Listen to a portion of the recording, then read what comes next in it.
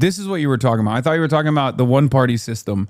Yes, this is what I was talking about. Nailed to the front door of roughly 29 million homes in rural China. It lists the family's names, their monthly subsidy, and one other thing: the name and personal phone number of the party official whose career depends on getting that specific family out of poverty. Between 2013 and 2020, China registered 89.62 million people across 832 counties into a national poverty file system. Each household got a checklist: no worry about food or clothing, plus guaranteed education, basic medical care, and safe housing. Roughly 3 million officials were dispatched into villages to manage individual files. In one village in Guizhou, a district official named Luo Winshui arrived to find 137 poor households and 52 officials already assigned to help them. That's nearly one official for every 3 families. If your assigned household didn't clear the poverty line, you lost promotion eligibility,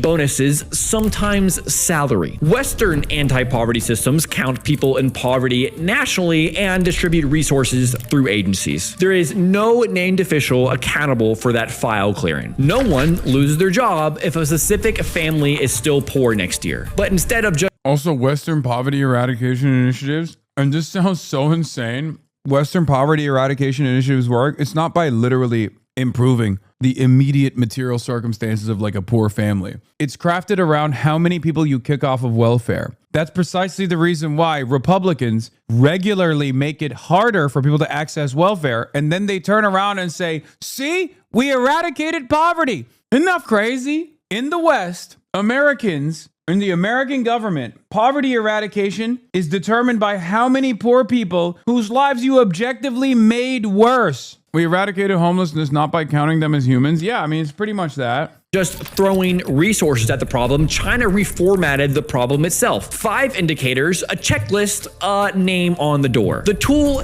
doesn't exist in the West, not because we think it's a bad idea, but because we never even thought of it. And that's worth sitting with, regardless of what you think about the politics.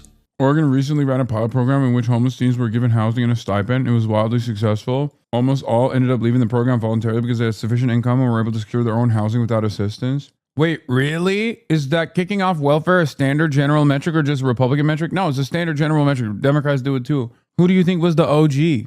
Bilbo Clinton. That's who. Who do you think was the OG kicker of welfare recipients? Bill Clinton. That's who. That, my friends, is uniparty consensus politics. There you go.